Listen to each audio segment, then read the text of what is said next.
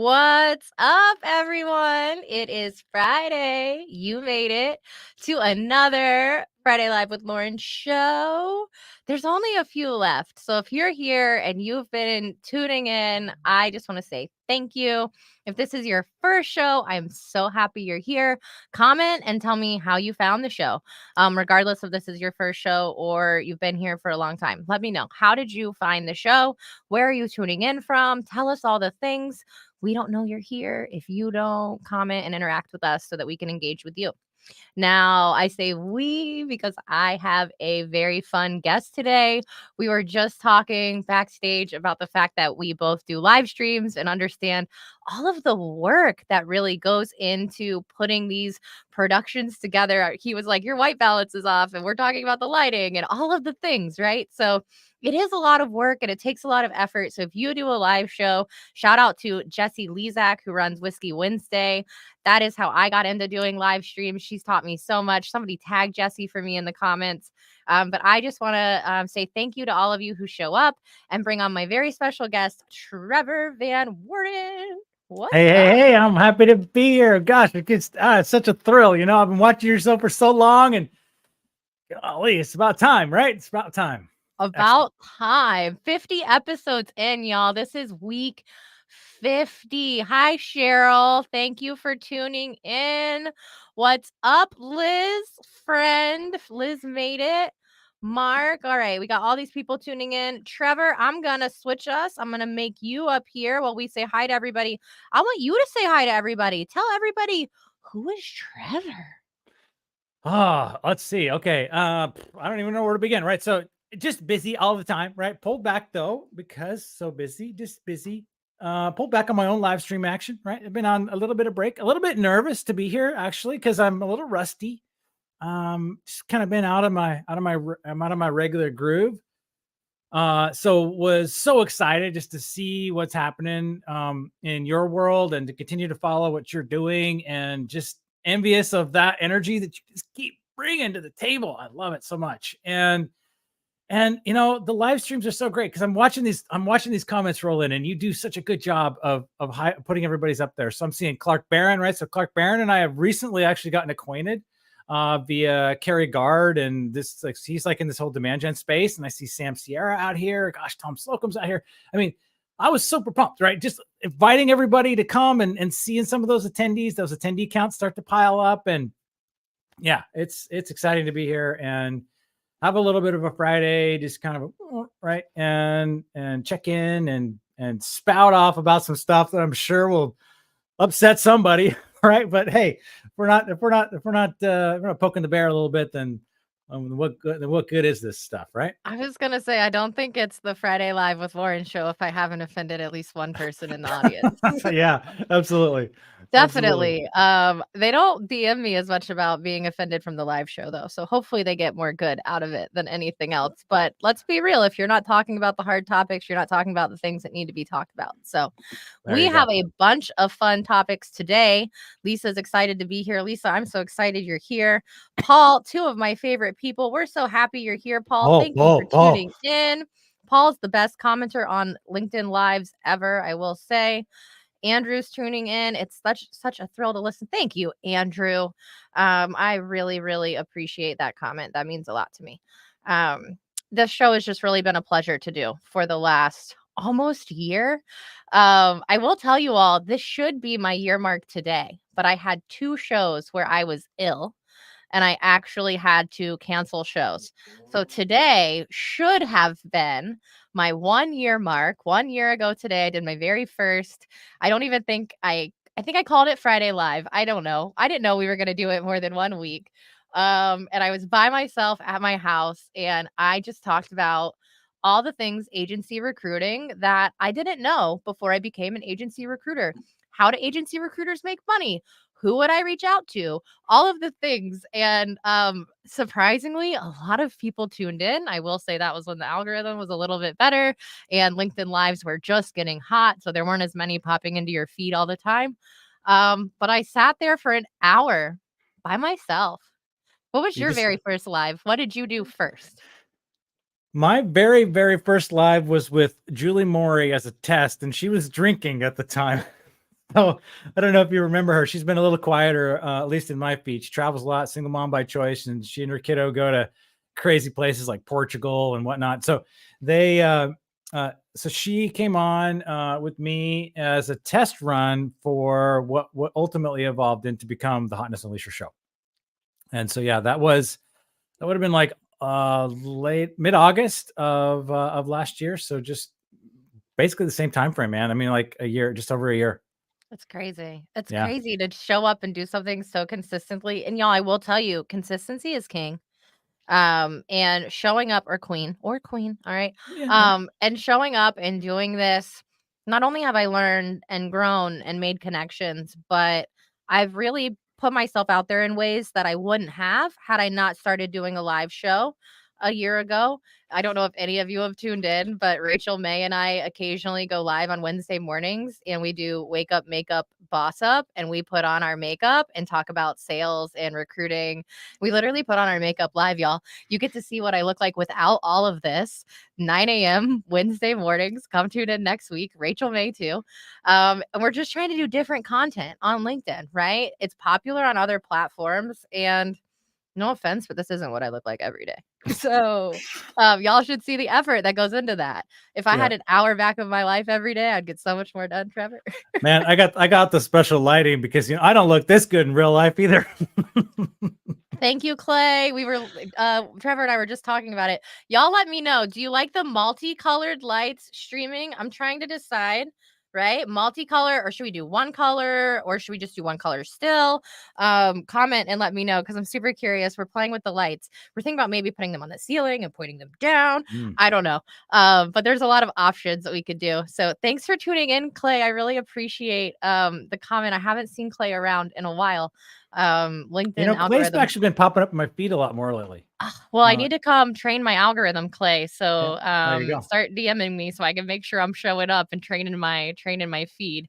And Make I it love happen. it when you guys all talk to each other in the comments, Katie. Like you talking to Andrew and you guys all talking to each other, that makes my day. See, isn't that the best? Don't you love? I love that too. I love that too when they're talking to each other and you're just kind of yapping and they go. That's my favorite thing. I love that. Yeah, Virginia, I do love that too, Trevor. Really quick, I want to point out to Virginia, Rachel, who does makeup with me, is on the West Coast too. It is 6 a.m. for her. Normally her hair is wet from the shower. So if she can show up and do it, you could just tune in and watch. But if you ever want to do it, we are offering anybody who'd like to come on live and put on makeup, men included. If you wear any makeup, come on and we will give you the link and you can come do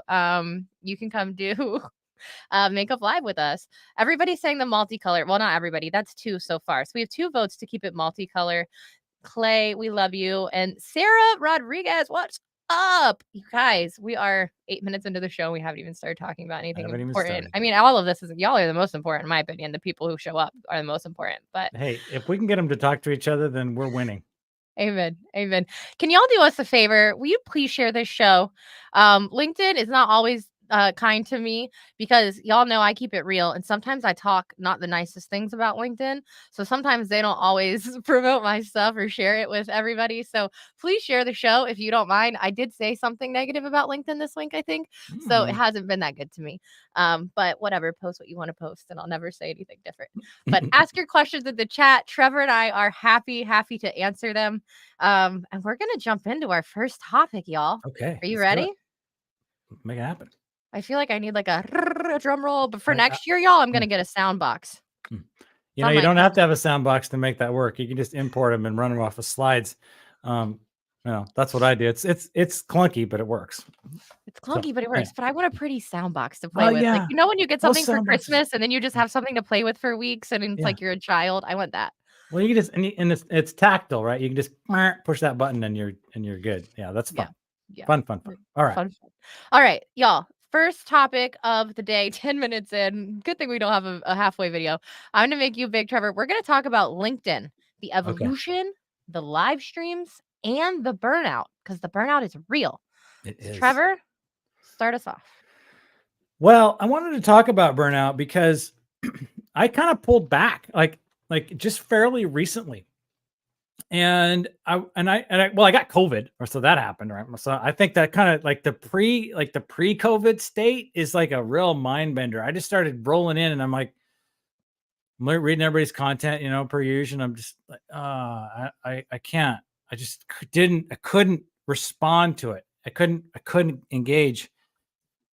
But then it kind of extended. I'm like, what? Wait a minute. What happened was I got more interested in the why are you posting this thing than the thing, right? I wanted to talk to the person about like what their motivation was and what their purpose was and why they said that, and what they were hoping to get from it.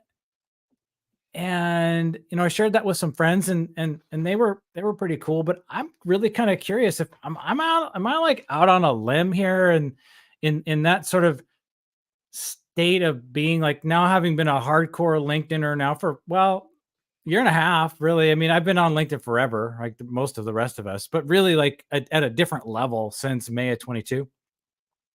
And then suddenly finding like, wow, I want to like DM people and like say, what was your plan there?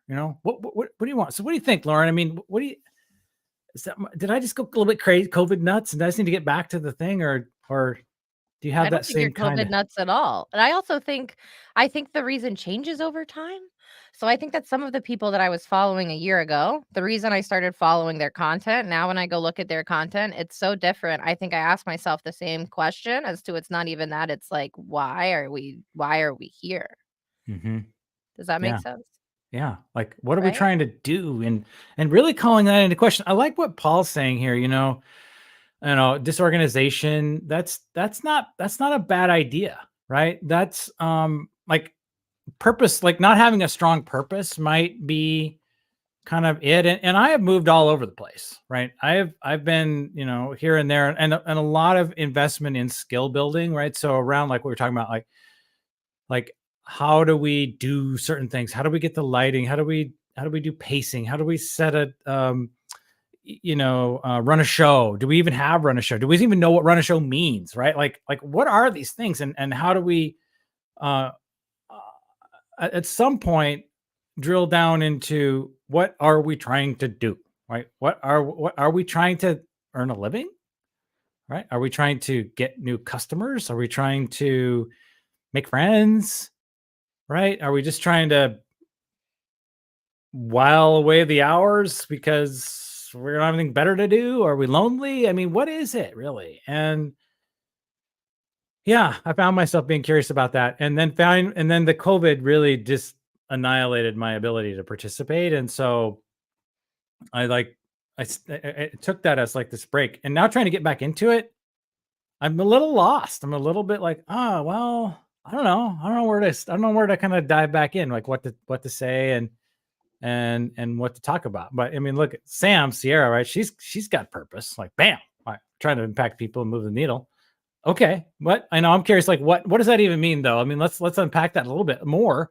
What does move the needle mean, Yeah. right? And impact them in like in what way, right? And hmm, man, do we have to decide these things? And so I guess that my inability to continue to like engage every day, like leave tons of comments and post every day and all that stuff, was just really put on pause for a little bit. What I want And to now, highlight is yeah, I think go it's ahead. a muscle. It's a muscle, right? And yes, we get burnout. Muscles need rest. We don't work out the same muscle group every day. You can't work out the same muscle group every day and not expect your muscles to burn out. Just like when we're doing content creation and engaging and commenting and all the things. Yes, it's a muscle. Yes, you need to work it out. You can't do it so consistently that you burn out, but you have to do it consistently for it to be something that feels easy to do.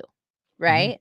When Hmm. you fall off and get sick, or for me, it's not really when I get sick because I don't know why I'm a psycho, but I can post through being sick. It's more when my mental health is struggling that I fall off. So if y'all see and I'm only posting one time a day on LinkedIn, your girl's not okay. But that's when I fall off and I stop engaging in the comments, and it's my mental health and I'm burnout. And I do feel like you're saying it's hard to get back into it once you've been out of it. And like I sit back and I do wonder why. What's the point? What are we doing here? Mhm. Um, Gosh, there's so many comments today. I'm trying Yeah, to keep there up are. with everybody. Yeah, man, and they're good. They're deep too. It's great. It's like we hit a nerve. I had some stuff going on too that I felt like it wasn't it wasn't for here, right? It didn't make sense to share in here because it was my kids were needing a lot of attention and needing a lot more sort of support, and so there was that happening, and then I don't know, I can't even remember now, but there's some other stuff happening that was like didn't make sense in this particular context. And so for whatever reason, I think I went through a season for a minute that was like, oh wait, I'm just not as available. And I gave myself permission at that point to just, okay, not okay, fine. Just like I'm not, no, this house isn't going to burn down. And I've still got friends, and the DMs, the DMs. I know you get a lot. You get. I've heard you tell stories about your DM flow. I don't get that many. I mean, really, it's pretty. I get DMs from from close friends. A few new acquaintances. I get a pitch slap or two now and then, but really, it's not overwhelming, and I can keep up pretty good. And I do spend a lot of time in there, like that. That balance has really shifted in that way. Have you found that? I mean, are you moving that direction or? I spend a lot of times in the DMs, but I have my notifications for my DMs turned off. Mhm. So for most people, if you and I DM consistently, you now have my phone number and we've Mm. moved to that level. And if you know me very well, you know I don't like to text. And you just call me Mm. because I'm horrible with I literally tell people I'm the worst texter in the world. Like, if you thought you knew somebody who was bad at texting, I'm 100% worse. Liz, if she's watching, Liz was co-working with me the other day, and she randomly said something about turning messaging off on your phone, and I was like, "Oh my god, can you do that?" And she was like, "No, don't do it. I'm gonna hate you if you do it." And I'm literally thinking about calling Verizon and asking them to disable text messaging because I don't want to have text messaging on my phone. Yes, truth. I just don't like to text. I just don't love it, y'all. I don't love it. Call me. Call me. It's Yeah. so quick. I love cold calling. I would rather cold call you any day. Oh, that's so funny. That's so funny. I'm not a big cold caller, but it's I can do it, but it's not my fave. I'm just thinking about my kids, right? So I've got a bunch of them. The older ones are cool with texting. The younger ones hate it. Like I get like a one word response 4 hours later, maybe, and I have literally they have trained me to call. Like I just if I want to talk about something, I call them. Which Yeah. you'd think they'd be down with it, but no. It might maybe like texting was a could be a could just be a thing that I don't they know. that they've that we've digitally outgrown, and I don't I know. I don't know what need to app catch they're up. on, Trevor. I don't know. Clay, really quick, I will say I like voice messages. I do really like a voice message just because I know you put a lot of effort into that. To me, it goes a little bit more than a text. My sister and I go back and forth. She doesn't like to talk on the phone, and I don't like to text. So she'll send me to voicemail and text me, and I'll say, if you want to know, you have to call me, and we'll be at a standoff. Um, Look at all these See, people. Hi, Rachel. Hi, they're Chris. Hi, they're everybody. all in. Yeah, I like Chris Hey, Bogue's Amara. comment here about the pitch slapping because I did mention that. They don't make me mad either. I'm fine. If you want to pitch slap me, go for it. I don't mind And a pitch slap. I can reply or not. And I won't reply, but I don't mind. well, I have, and sometimes you never know. I mean, I find that pitch slaps are almost always unattended, which shocks me. Like if you're gonna pitch slap, you're gonna run this automation, which usually it is. It's it's like, okay, you did that. Now reply if I reply. And they never do. I reply, I'm like, hey, blah, blah, blah, that's cool. What do you got? Nothing. Crickets. So I Crickets. don't know. I don't get that. And then to Clay's point here about the voice text, I'm not big on the voice text. I like that, I get that a lot of people dig them. But for me, I want to know, like, it's like a mystery, it's like too much mystery for me to take. I feel like I have to go and hide somewhere and listen to, because I never know what it could just be, like some kind of a bomb or something. And anyway, I struggle with the voice text a little I bit. And I don't literally gave out my phone number live on the show last week. okay. I was like, "Just So call me." yeah, so you know how it is. All right. So if they get through, great. Don't call you from now until the end of the hour, right? And Yeah. I yeah, agree with then what Virginia's saying. The we're tone, good. the emotion. You can hear my excitement. Yeah. Granted, I do sometimes feel like some people turn it on. Like I tell people like that's your phone voice, you know. But I do agree. I like the tone and the emotion. Personalized videos, yes, Paul, you know Yeah. me. Let me send you a video all day long. I'm not a fan of voice messaging. I can't explain it. Hey, Rachel, we all like our own thing.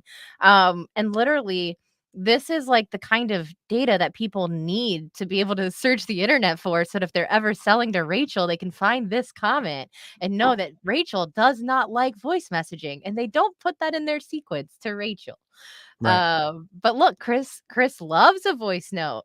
So Hey, we could look at send that. Chris, but we're all look how different we are. Look We how are different different. we are. Everybody is different, right? I mean, everybody's all over the place. Like I think I'm a bit of an outlier too, is that I'm not as big, I'm not as down with the LinkedIn audio room. And I know they're super We're popular. gonna get crucified for that one. Me I neither. know. I Me know. neither. I just I don't know. I love the It's lives. I yeah, love, I do like, too. the live video streams. I like how the comments work. I like that it's recorded. I like that I can go back. I like to see the comments rolling. I like all that stuff. And the audio for me is just like I don't know who's there, and then I'm in the room, and I can and there's no anonymity. I don't feel like I can kind of come and go, and yeah, there's just something there. So looks like Nathan and I are aligned on Yeah. that. But give me a live show all day long. I love it. I love it. I love it. So, So really quick, Nathan said, "I wish it were easier to send videos," and I'm just gonna tell you, Nathan, you should definitely send Chris a voice note because Chris can teach you that very easily. Chris is a video expert. yeah, and you can Um totally send videos too. You can use Vidyard as a plugin, or you can do it native on the LinkedIn mobile app. Right? You can. It's doable. So Nathan, you can do it. Okay, so Yeah. this is really funny to me that Peter brought this up. So somebody tagged Morgan J. Ingram. Morgan J. Ingram talked the other day about how he likes to send voice notes at the gym. Read this comment right now. Too much heavy breathing landed in my box. I know it's easier to send audio than type while you're working out and working, but ick. Ick indeed with the heavy breathing. Uh, Morgan J. Ingram, I hope you are not sending any heavy breathing in your voice notes at the gym. at the gym, man. Yeah, I don't intend to leave voice notes while heavy breathing. Just on live videos where when I'll heavy breathe if I get too excited. Yeah. So man, look at these comments are awesome, man. We are rolling it out today. This is great. This audience is totally engaged. Look, It's Nathan super really fun. knows Chris. He knows about Vague Man. Y'all already know each other. I didn't even need to make that Yeah, connection. I don't yeah. know why I thought I Boss did. man Bogue and all that. Yeah, it's all good. Look at Yeah, that. yeah. First time I got a voice DM on LinkedIn, it made me feel special. Yeah, see, I'm with you, Virginia. I really like getting a video or a voice note. I just think it's a little bit more personal for me. But like everybody's saying, we're all different. We all like different things. And y'all, if you send somebody a voice note and they don't respond, send text. If you send text and they don't respond, try video. If you call them and they don't answer, send an email. Like there's 100 different ways you can try to find people. I literally had James Buckley on the show last week.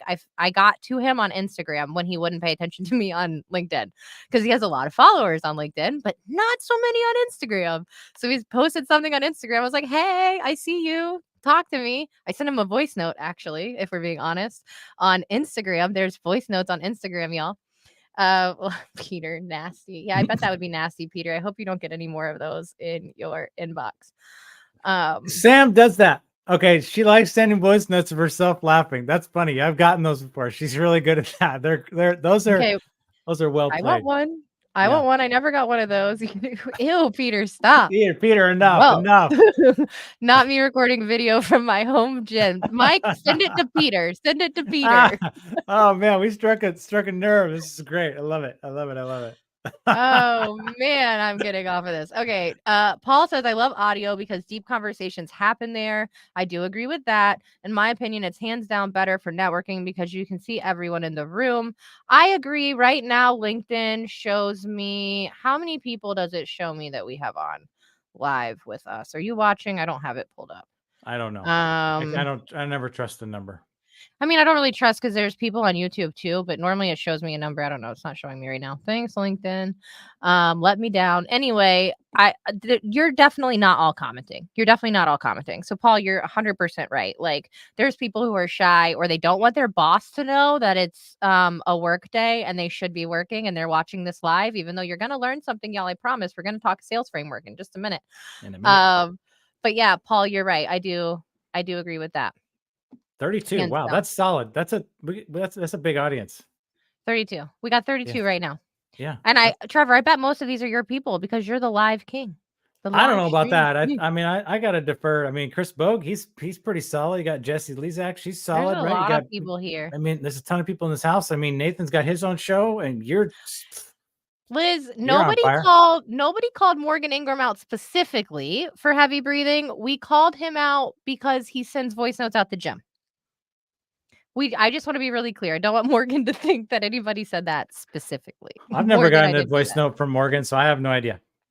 I've never gotten that voice note from Morgan. He doesn't send me voice notes, so it's all good. Morgan, maybe you should send Trevor a voice note. I don't know. I don't know. He's I always traveling somewhere. That's all I ever see on his Instagram. Where's he flying to next? Somebody's gonna start Halloween voice note. Nice ass paper and envelopes. What? I will send you a damn letter. he has Yes, Chris. good paper and envelopes. I You have think the that's what he thick means. resume paper from back in the day. Do y'all remember that? Like having your resume actually printed on nice thick resume Yeah, that paper. linen How sort of old am paper with I? How old am I? You should yeah. know now from that comment that Yes. this is Botox. Uh, okay, I'm gonna keep pulling up comments, but I'm gonna switch to our next topic and let you start talking about the Bridger sales framework while we keep moving through some of these comments. All right, we're gonna lose half our audience right now, but all right, listen. If you're in sales, right, and you've sold a thing or two, I believe, Lauren, right? There's all these frameworks out there. Okay, and they have all these fancy names like Challenger and Medic and Sandler and hell, I can't keep track of them all, right? They're all sort of an iteration of each other, right? And they're kind of at the end of the day, they're sort of the same, kind of, right? And the one that Challenger had come up for me because I was talking to somebody and they were mentioning it, and there's a lot of people are super into Challenger, and basically that idea is that the rep is there to like teach the client and to lead them to another kind of outcome that they didn't even know they wanted and finally at the end of the call they're selling themselves. Okay, that's basically, I probably missed about 27 parts of it, but in any case, that's you get the idea. Leader, this Challenger rep, just taking charge of it. Okay, so I'm looking at that and I'm like, hey, I'm not really digging it. I like Andy Paul, right? So Andy Paul wrote a book like I think a year ago or maybe a couple years ago, and he's kind of a sales thinker, and it was sell without selling out, and it was basically, hey, do all the cool stuff, be cool, be ethical, don't lie, don't set sales traps, respond, collaborate, inspire, do all the cool sales stuff. Don't be the greaser, right? You're not always be closing. You're not, Glenn Gary, Glenn Ross. You're not trying to trick anybody. You're just there to, be a vehicle to transfer value from one party to another. Okay. Love that. But here's the thing. What I came to was that none of these frameworks, all right, speak to how you get to the sales table. Okay.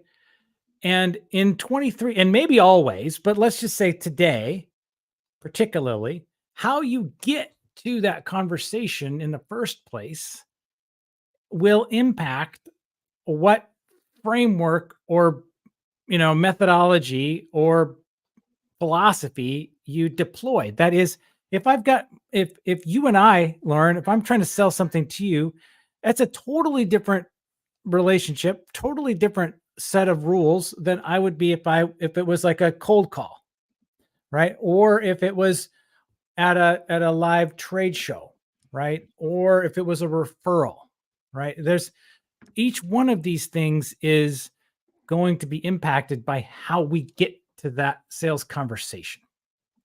And so I invented Bridger to speak to this. And that's all it is, right? It's just me saying, take whatever sales framework works for you. All right. And that's the Bridger part, right? So and this is an acronym, and I use ChatGPT to help me with that because ChatGPT is so good at acronymization. And that's a word I made up, but so it's really good at acronyms. I had this idea of Bridge, right? So Bridge was the idea that we're trying to go, that the sales role kind of it bridges two things, but Bridge was like a passive thing that just kind of sits there and lets the stuff happen. And sales is not that, right? Sales is a very active, engaged, intentional, motion.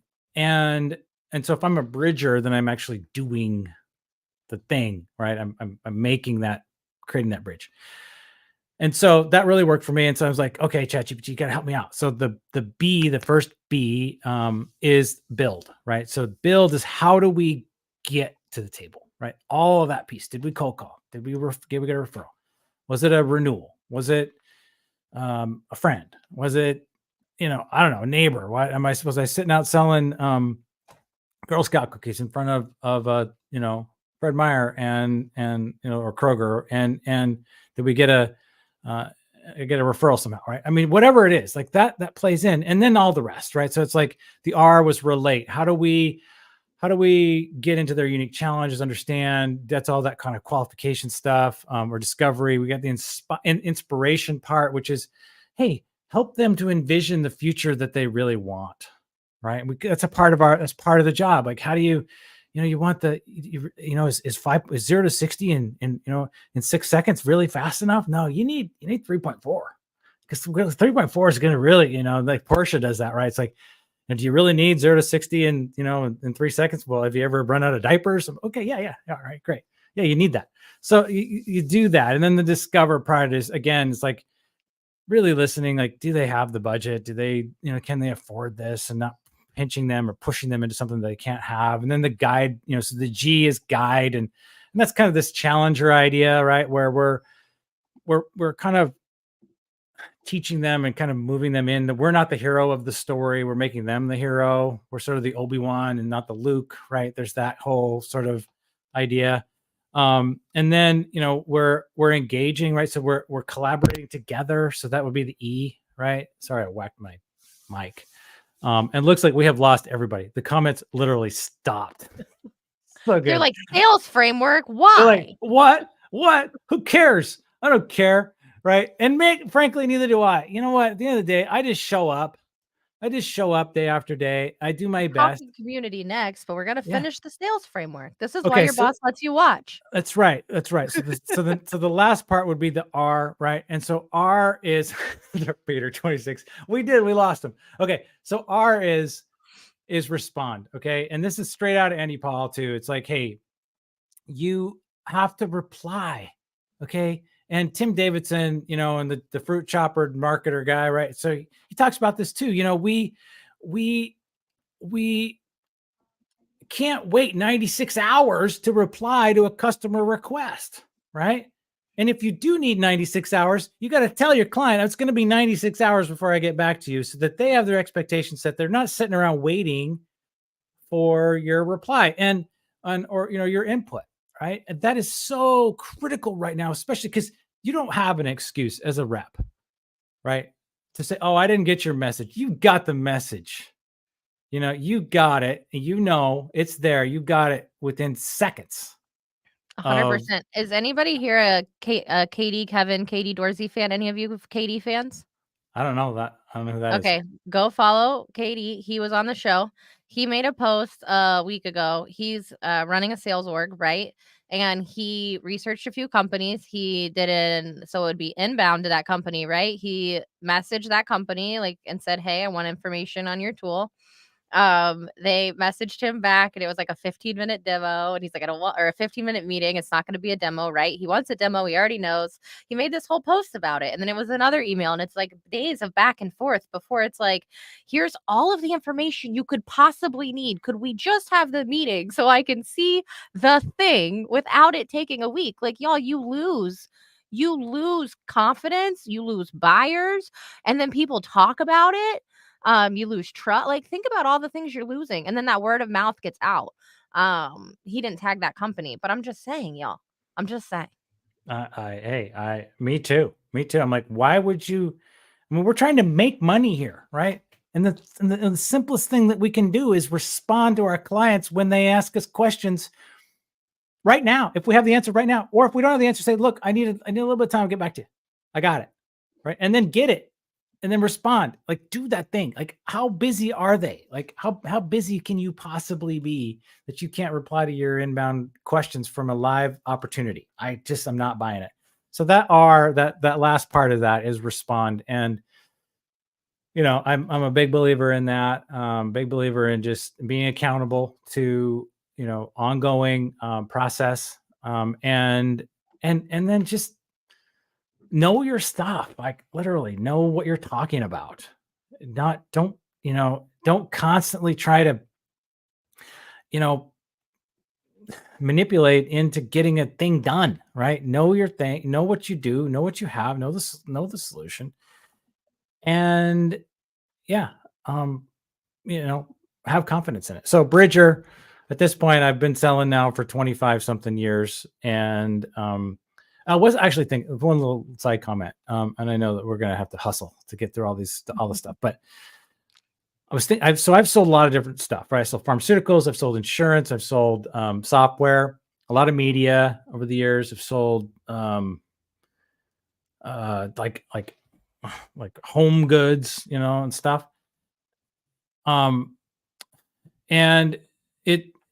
the selling part is also something that we're going to get into here in a minute, but I think that the prospecting and the selling parts are not the same, right? Those are two different parts of this function that we call sales, and are different. So when I pick up that phone, I'm cold call, right? Or I go to a trade show, or I go to some kind of networking event or whatever, and I'm prospecting. That's a different reality. And so in some of these other jobs, particularly pharmaceuticals and yellow pages for that matter, that happened regrettably, but it did happen. There was no prospecting because all those customers were already there, right? There's only so many doctors in town. We know them. You go to their office and you wait until you get a chance to talk to them. There's no prospecting happening, right? Same goes for the yellow pages. All the advertisers are there. They're just, and you have their account because they've already been buying it for the last 50 years. You go to their business, you show up, you say, hey, you want to renew your ad, and they'll talk to you. Right. And in today's environment, I'd say way more prospecting than it is anything else right now. And I think we just need to be cognizant of that and allow for that to be a different different sets of skills. Yeah. It's a different mentality. I think it's like wearing two hats. Put on one hat, do one thing, and then when you're ready to do the next thing, put on your next hat. There you go. Katie, we talked about the post where you were wanting a demo for a software and you had to send multiple messages out. I hope you'll come back and watch later the replay and hear about it. But we're happy to have you tuning in. Hi, Mom. Everybody say hi to my mother. Hi, Mom. She was supposed to jump off a mountain and go paragliding today because she's much more adventurous than me. Mom, comment and tell us, did you jump off the mountain? Yes or no? It was windy in Tennessee, so she might not get to jump off the mountain. Oh, we're back to 34. Nice. Stop talking about sales frameworks and they come back. They come back. Don't remind me. Still hurts. Yes, it hurts. Yeah, dude, it sucks when you just want a response and you just want to buy and like, hey, I just need to know what's going on. All right, our next topic, because we have so many, we have so many, we have three more, and we gotta hustle.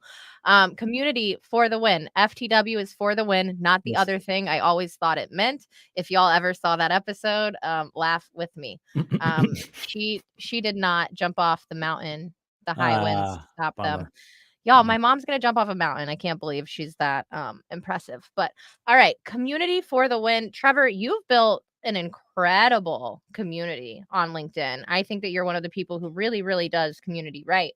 So let's talk about community being something and why it's so important. Okay, so we're just gonna hit this real quick, because I think that community is emerging, and I think that the definition of what it is to be in community, or what communities are, is really fluid, right? So Hotness and Leisure show community isn't even really. It has no place. It has no place to kind of gather outside of LinkedIn, and I need to work on that. I need to create a place, and I'm working on that, right? So that's really important to me. But beyond that, I don't have a really strong concept of what it should do, or things it should accomplish, or who has a role, or what. I just think it's kind of a cool thing to, find your fellow Hotness and Leishers there, and that's it. So it's a real light touch. Light touch. Other things are super high touch, right? So, like I got a product marketing certificate a year ago, and I studied that. It was through the Product Marketing Alliance, I think, or okay. It was great. I paid money and I studied and I did all that. And they've got this massive community, like 30,000 people, right? And you don't get to be in it unless you're a certified product marketer. Okay, so I'm in there, and it's so big and so massive. I don't even know what's what, right? You got Rev Genius, right? They're huge, like 30, like again, another 30,000 people. Communities like Pavilion and stuff. So you've got, like, at each end of the spectrum, community, and we're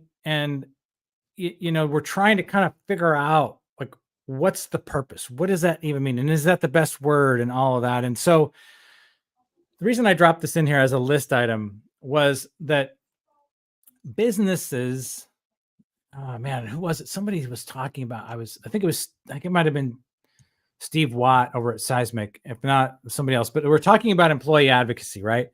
And employee advocacy is this idea that we can circumvent the limitations that LinkedIn puts on business to get business messages out without paying, by having employees post, like, authentic stuff, right? Well, the challenge is that employees don't want to do that. Okay. And when they do that, people don't care, right? That's not what they Right. want. They don't want to know your white paper. They just don't, right? They don't want to watch your webinar. Okay. Whatever. They want to know, like, what it's like to be a seller at your company, or a marketer, or a C-level, or a security, SOC administrator, whatever, right? So, like, that's the kind of stuff. Or that you got a promotion, they want to celebrate that, or you got laid off and they want to, like, help you.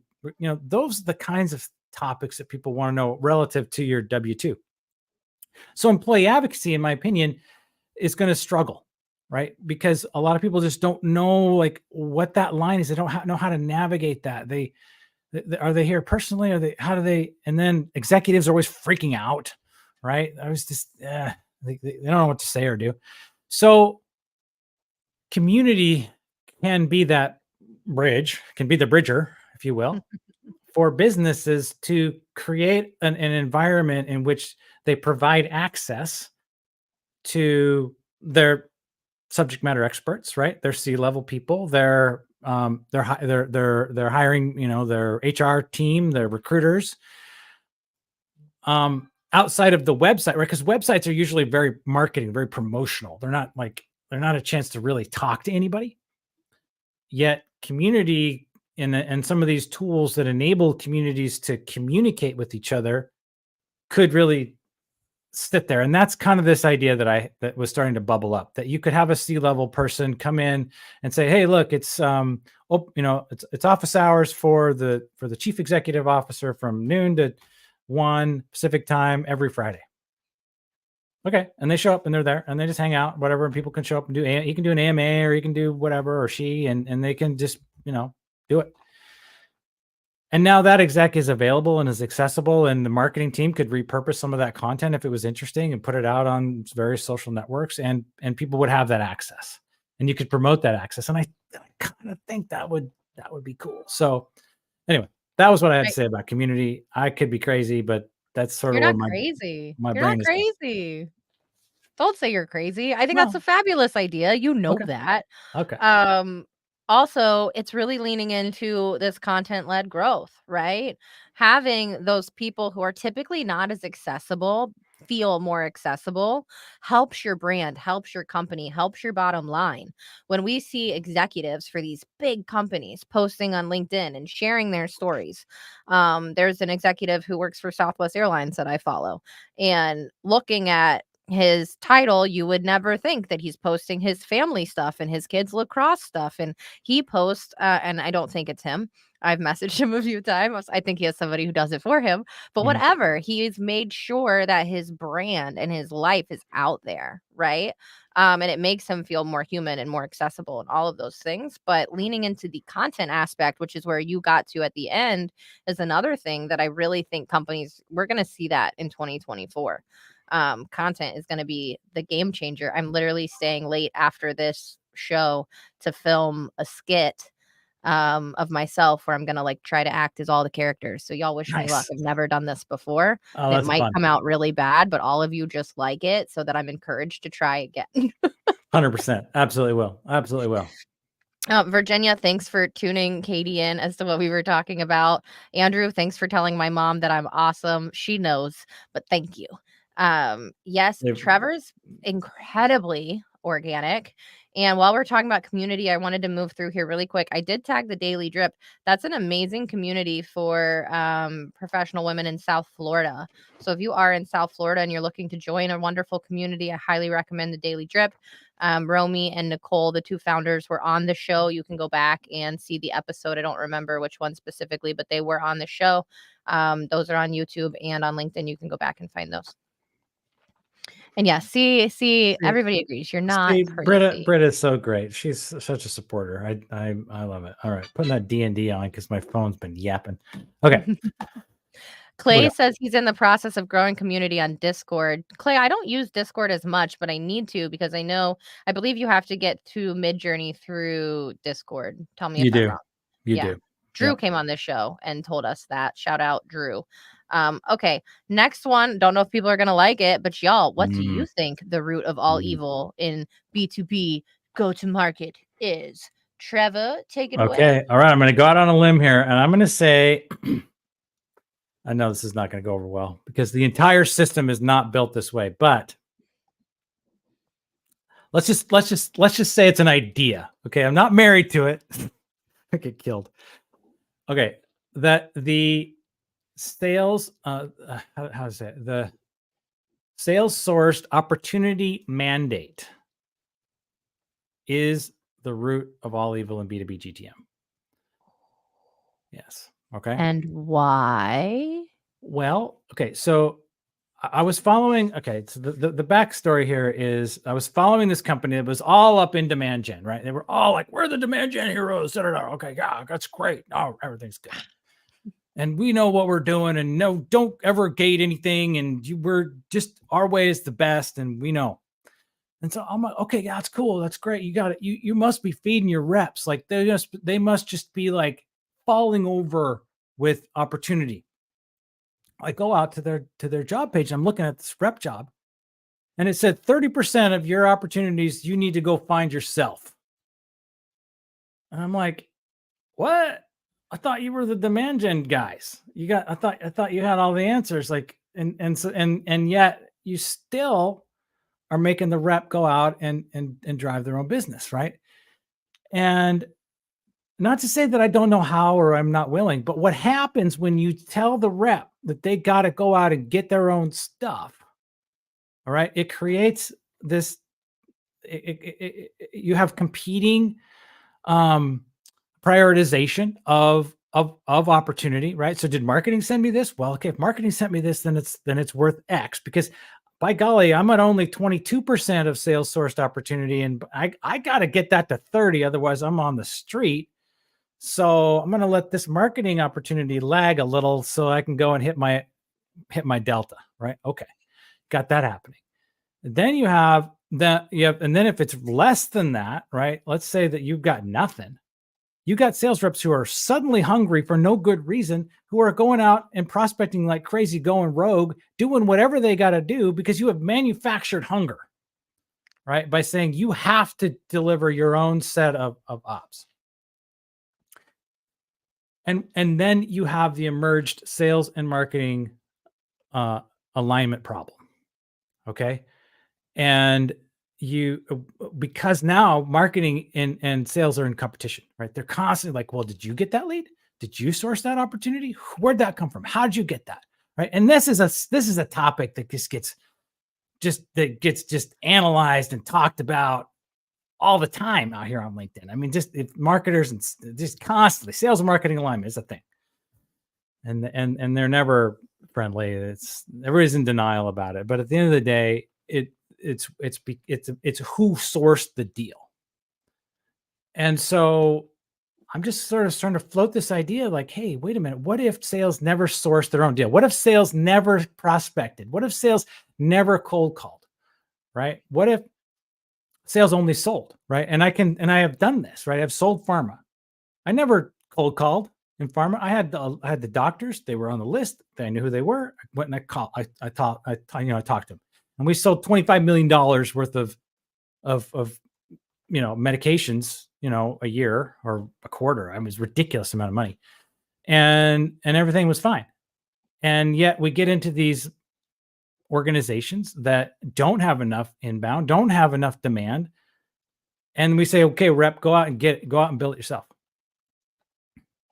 Are we winning? Are we winning by doing that, or should we back off? I'm open to differences of opinion here. I don't know what the answer is, but I just have this idea. I think it's an interesting take. Liz says that's an opinion. Okay, Yeah. Liz, what's your opinion? The other thing that I've seen a lot, since we're talking about sales and marketing, should sales live under sales or should sales live under marketing? Where should you live, right? Okay, so if you think sales should be under sales, hashtag sales. If you think sales should be under marketing, hashtag marketing. Let us know. What do you think? Paul, I love you for this. I have no idea what that means. However, my insight is it's all about human connection. You change the macro through the micro. I believe we are all one conversation, connection, or decision away from a different life. Yes, Paul. Fair. Yes, Fair. Paul. And I want to add this one last little note. And I think the reason that sales does so much of its own sourcing is based on how companies are typically built, right? Particularly in the software, sort of the SaaS world, it's really, really big here on LinkedIn, right? So you start with founders. You start with a technical team. You start with a small marketing team. Probably not actually. You start with a seller. They hire a seller, and the seller's job is to go out and find some business, right? And then that seller is, sort of sits there for a while, and then they say, well, we want a little more business. So then they go hire another one, and maybe they hire 2 or 3 or 4 or a dozen, and then the marketing team kind of comes, and those sellers start to get hungry. There's not enough business. They can't continue to grow it. Then the marketing team comes and kind of tries to backfill that capacity, and they run into problems. And that's reflective of like what's real. And you don't want to fire everybody. You don't want to just say, okay, well, sales team, thank you very much for your service. Goodbye. We're going to build up the marketing team and then build all this demand and fill somebody's capacity, a smaller team, because nobody wants that. And so here we are, right? Here we are with sellers going rogue, trying to fill their books. Fill their pipelines, and there you go. Going rogue. We don't need sellers going rogue. Don't go rogue in Q4, y'all. There you go. All right, don't go rogue. All right, and I want to hats off to Rachel Pierce too, because she's out here. She's an SDR, and she's she's building pipeline, right? She's doing that thing. And I have nothing but utter respect and admiration for the SDRs out here fighting like they do. Man. Speaking of fighting, Literally. next topic. Speaking of fighting, let's connect Yeah. back. I don't know if it's my internet or something, but it's like freezing on my end. I don't like it. You're not freezing Um, on my end. You're good. Am I freezing? I could be freezing. I don't I know. don't know. Y'all tell us in the comments. Are we freezing? It's freezing on my end. All right. We're going to talk about something that I really am excited for Trevor to talk about because, man, Trevor, this has been something that I know you have been just on a mission. Yes. So I have not been on a mission. I still got dad bod, y'all. But let's talk to Trevor about converting your dad bod. Tell us, Yeah. what's your journey been like? Wow. Okay. So we don't have a lot of time left, but listen, the first year of LinkedIn, year to 14 months of LinkedIn was really hard on my body, right? Because I was so into it. I just kind of bailed on everything. I didn't exercise. I just kind of, and just like, just, and, and suffered for it. Like I was getting plantar fasciitis for no reason. So that's where your feet get real, like they hurt when you walk. Like, I was having a hard time kind of like, doing not I mean I could walk around and run a little bit here and there and I could exercise and stuff, but like I it was hard to do like projects around the house. Like I just would get tired and it was just really burnout. And I looked at myself, I'm like, what are you doing? Like, why are you doing this? And then it was this one day, and I've told this story already. So, and then a few people in here probably already know it, but I'm laying on the couch. I've already had dinner, right? Dinner's done. I'm not hungry. I'm watching a movie with my kid, and she has a pizza. And I proceed to chow down literally like half of this pizza for no good reason. And I as I slid off the couch onto the floor, I'm like, what am I coming to? This is not sustainable. And so that was July 23rd, where I finally just was like, we gotta do something about this. And at that time, came across a book called Outlive by Peter Attia. Super famous guy. He's like a total keto protein dude. And he's kind of backed off of that actually more recently, but and in the Outlive book, but basically the idea was, how do we embrace being not just lifespan, like how do we not die sooner, but how do we live all the way up until the moment that we just like keel over and go Thelma and Louise, right? Like just off and just when we're done. But the maximum amount of life quality in the middle. And so I started making changes, right? I started making like dramatic changes. And the key thing that there's been a few things. The first one was going out. I went out to a website and I said, how many calories do I burn in a day if all I do is lay on the couch, right? If all I do is sit at my desk and talk to my friends, sit on live shows, and never get up, right? What do I burn? And then I said, okay, I'm not going to eat more than that, right? So on any day, and so that's my calorie count. That's what I get, and I can comprise that. And well, at that time when I first got started, I said, okay, it doesn't matter what I eat. I could eat sour cream as long as I don't eat more sour cream than that. I could eat candy bars or whatever it is, right? And it's not very many candy bars, but I could do that if I wanted. I'd be really hungry. And so then it became like, okay, how do I get the maximum amount of enjoyment out of that caloric opportunity? Well, I started to say, well, guess what? Apples, they suck. Like, because they were making me hungry, but I could eat this giant, pile of watermelon and be really super satisfied. So it's like figuring out those kinds of substitutions. And then the mindset around exercise was like, there was a 1-to-1 reward for it, where I said, okay, I'm any second that I spend exercising is getting me toward the goal of not being such a dad bod, right? And a lot of times we don't, like, there's a disconnect, right? They say, oh, you can't out exercise a bad diet. No, absolutely right, you can't. So you have to control that diet and within a framework, set a boundary. That's the number. Don't go over that. And if anything that you do to exercise on top of it, bam, you get a reward. So if I exercise, if I go do a walk, okay, I'm immediately creating deficit. All of that is how I create deficit. So every last bit of exercise that I do is reward. So then the second thing came up. Yeah, we're gonna run out. We're already out of time. We can go over. If you have Okay. time, I have time. Okay, a couple minutes. So the second thing that came up was high protein. Okay, so high protein was about saying like, look, as we get older, right, and we don't eat protein, we don't have nature compensating for us. Our muscles will decrease. So we have to actively fight against that muscle. There's a word for it. I can't remember what it is. In any case, where we lose our muscle mass. And so if we're not eating enough protein, then we're not giving our body what it needs to build itself up. If we're not weightlifting, right? We're not challenging the muscles to stay strong. So we got to do those two things.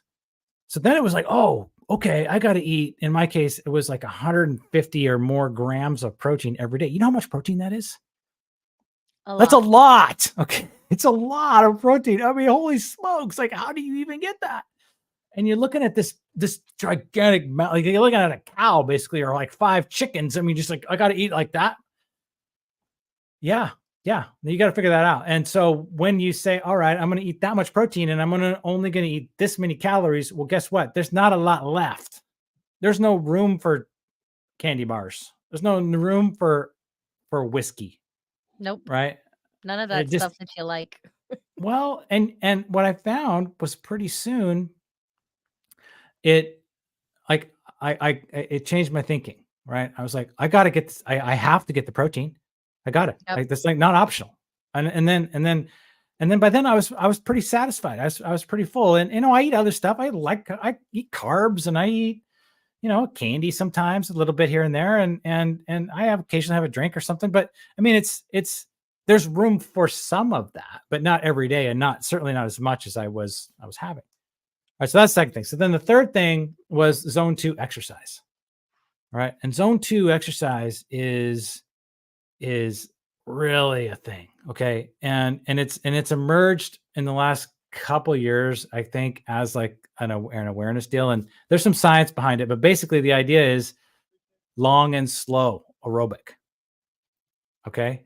And it's great. It's like, I know the hit, all right. I know all that stuff, like, high intensity interval stuff. Okay, great, fine, whatever. That's hard, right? And particularly at a certain age, you're more likely to get injured, right? And if you get injured, there is no exercise that's happening, right? And you're done. And then and when you exercise at a high level, at a high intensity, you use your glucose stores. And if you're not eating a lot of carbohydrate because you're eating so much protein, you bonk out really fast, right? And so it's very difficult to sustain this super intense. But in a zone 2, which is reflective of like how hard your heart is working, then you're in a fat burning zone. So you're using your fat, so you're not depleting your glucose as much out of your bloodstream. And so you don't bonk, right? You can just kind of sustain that. And then you come off and you're like, I feel great because I haven't been super intense this whole time. And it's very difficult to do. So I got a Fitbit, all right, and it monitors my heart rate. And so I can keep right in that zone 2 without, because it's counterintuitive. You've been exercising like your whole life. You're used to like, I got to build up a sweat and I got to huff and puff and breathe and do all that. This is not that. This is like a level down below. And you have to work against it. Well, but you can do it for a long time. You can do it sustainably for an hour a day, not get hurt, be fine, and burn calories like no tomorrow. So that's what I'm doing. That's what's working. And I have cut 10% of my body mass in 3 months. I hope y'all were taking notes. And if not, you can watch the replay. But zone 2 exercise. I know I'm Yes, gonna go do some research after you this. I'll can. probably use Chat GPT to help me, if we're being honest. There you go. There you go. Um, So yeah, Really quick, earlier you said the word accountability, which made me remember that today is the last day. If you guys follow along, I run a group called the Accountability Group. Today is the last day. It is completely free. If you would like to sign up for November, and get a prompt and learn how to grow and post on LinkedIn consistently, it is a 30-day group. You do have to post every day for 30 days. I believe we're almost to 20 members for November. So if you'd like to sign up, it's the accountabilitygroup.co, not .com. Somebody drop it in the comments for me. Make sure you are following Trevor on LinkedIn, please. And it's my favorite part of the show. I don't know if Trevor remembers, but at the end of the show, we always do a fun Friday fact. This can be about you. This can be about work. This could be something, I don't know. People do something different every week. I'm excited to see what you throw at us. But Trevor, would you please give us a fun Friday fact? Okay, I posted about this yesterday.